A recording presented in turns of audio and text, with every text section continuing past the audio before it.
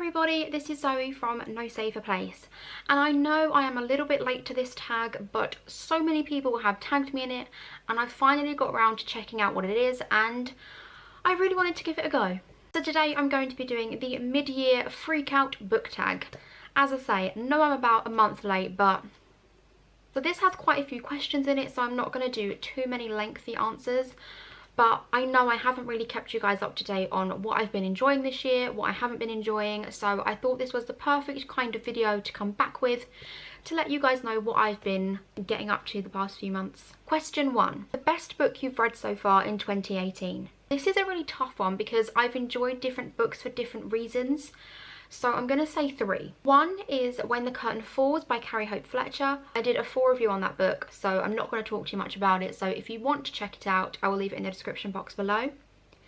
Number 2 is Jinx by Amy McCulloch, also known as Amy Allwood. I absolutely adored that book. I have done a full review on my blog, but if you don't want to read that, it's a very futuristic type book about a girl called Lacey who joins this new academy, and it's an academy for very gifted people, and each person has a pet called a Baku, which is actually, I think it's a Baku, but I've never actually heard it pronounced. That's how I pronounce it in my head, so I'm sorry if it's Baku and not Baku. They are these little robotic pets that are essentially smartphones but companions as well. And it's about a girl who gets accepted into a school and she finds out a lot more about Bakus than she could have ever imagined they would be. And then the third one is A Curse So Dark and Lonely by Bridget Camara. Now this doesn't come out till January next year, so I know it's a bit cheating, but I did read it this year, so. This is a retelling of Beauty and the Beast. Now I know you're going to roll your eyes and say, oh, not another one. But honestly, this is the best Beauty and the Beast retelling I have ever read. In fact, it went straight into my top 5 books ever.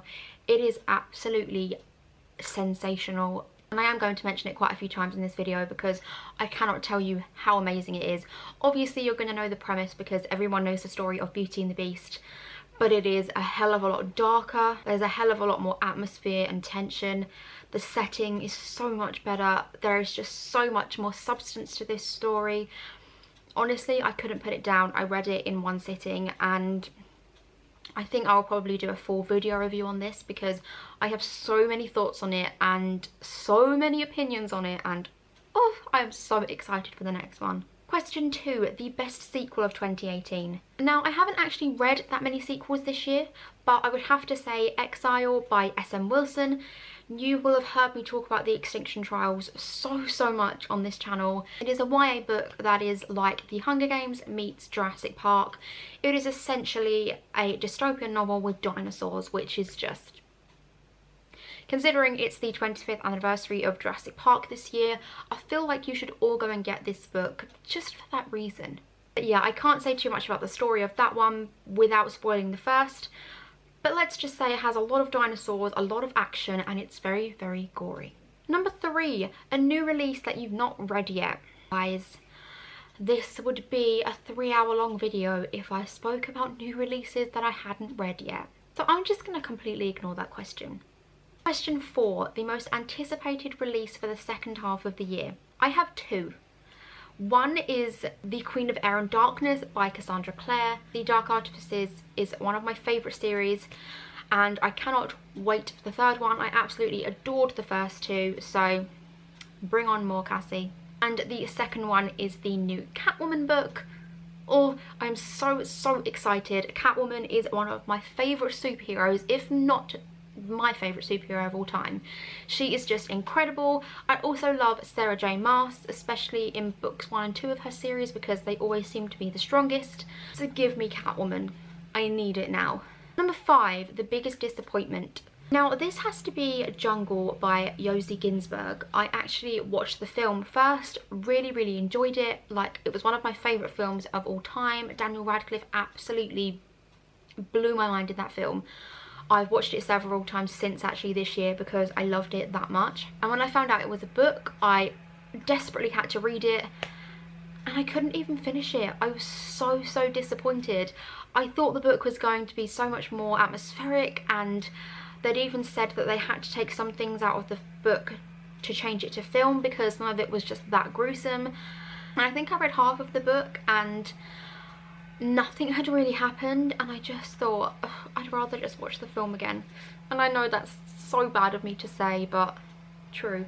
Number 6, my biggest surprise. This would have to be Starfish by Akemi Dawn Bowman. Now, I didn't know what this book was about when I went into it, but it was definitely not what I was expecting. This book focuses heavily on social anxiety, which I didn't know when I first started reading it. And it depicts it so beautifully and so accurately that I spent most of that book in absolute floods of tears because I could relate to it so much. So if you need a book that focuses around social anxiety, I cannot recommend that one more. Number 7, my favourite new author. Now I've got 2 here. One is C.G. Drews, also known as Paper Fury. I read 1,000 Perfect Notes at the beginning of the year and I was just blown away by it. It was sensational. I just can't put into words how much I loved that book. I've mentioned it a few times on my channel actually.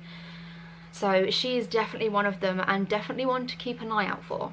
The second one is Connie Glynn, aka Nuderella. I've been a massive fan of Connie for years now, and when she said that she was releasing a book, I was a bit skeptical, but I finally thought this year, I'll give it a go, and I absolutely adored it. It's a boarding school, it has princesses, what more could a girl want? And the next one comes out in September and I'm so excited. And also I met Connie last week and I was just blown away by how nice she was. She commented on my hair and said how beautiful it was, and I just love her. Number 8, my newest fictional crush. This is a really easy one. It's Prince Ren from A Curse So Dark and Lonely. Give me him, give me that Heir to Emberfall, because he is just, he's so dreamy, guys. Like, everyone thinks that Rysand is the perfect guy. I just haven't met Ren yet because seriously in love. Number 9, my newest favourite character. Now, this one I gave a lot of thought to, but it has to be Arthur from What If It's Us by Becky Albertalli and Adam Silvera. If I could create a male character of what I've been like as a teen, it would be Arthur.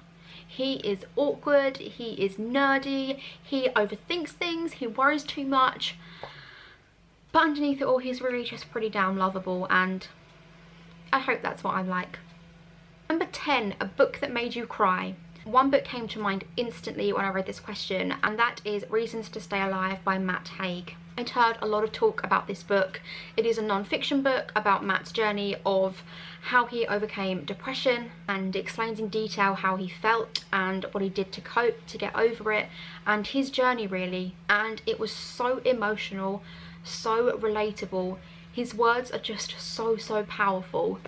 And I need to pick up his new book. I think it's called Notes on the Nervous Planet, because if it's as good as that one, I need it in my life. Again, if depression or anxiety or any mental health issues is something that you're dealing with right now, I would definitely recommend that book. Number 11, a book that made you happy. I've already mentioned this, but it is What If It's Us by Becky Albertalli and Adam Silvera. I don't know what it is about those two together, but they are just the ideal pairing, and just happiness radiated from every page of that book. It was just so positive and uplifting and left me in such a fantastic mood, and just, I'm so excited to meet them in October because you two are just the king and queen of YA. Number 11, your favourite book to film adaptation. I don't feel like I've seen many this year, but obviously Love, Simon was a huge one. I actually preferred the Love, Simon film to the book. Even though there was a lot of changes in it, I just really enjoyed the film because I really love Nick Robinson, guys, and I think he was the perfect casting for Simon. Now, one I haven't seen that I'm really excited for is The Hate U Give. That trailer looks absolutely epic and I can't wait for that film, so I'm sure that is going to be on the list for my favourite book to film adaptations this year. Number 13, my favourite video that I've done this year. As I say, I've not done too many videos this year, but 2 come to mind straight away. I really enjoyed doing the Stefan's Diaries reading vlog. It was the first reading vlog I've ever done and I really enjoyed doing it. I loved editing it and voicing all my opinions. I just thought it was so much fun. So let me know if you enjoyed those, because I'm more than happy to do more of them. And the second one is the one where I got 60 books in 1 month, and I just had them all around me in the thumbnail, and that video took me so long to film, but I felt so damn good when I'd finished it and edited it that the payoff for that was just fantastic. Also, not book related, The Husband Does My Makeup one is a favourite of mine, just because I love my husband. Number 14, the most beautiful book you've bought or received this year. Now, surprisingly, this is a proof. I mean, Bloomsbury went all out on this proof, and I have spoke about this book a few times already, sorry. A Curse So Dark and Lonely by Bridget Camara. Can we look at the reflectiveness of this book? Look at it, guys. How stunning is that? Even the spine is reflective, guys. Like, that's a lot of dedication. And it's just, everything about this proof is so beautiful. So thank you, Bloomsbury, because this book is the most beautiful one I've received this year. And the last question, what books do you need to read by the end of the year? I can't tell you that, guys. There's too many. I'd be here all day. I have a TBR of over 100 books, so I need to be reading all them. And I have Yelp next week, which means more books. But I can't complain. Getting books is the most amazing thing, and I am so grateful to receive all the books that I do. I just need to be making some more videos on them now for you guys. I'll leave the questions in the description box below if you want to join in this tag, or you could just leave your answers in the comments below and we could chat about them if you don't have a blog or you don't have a YouTube.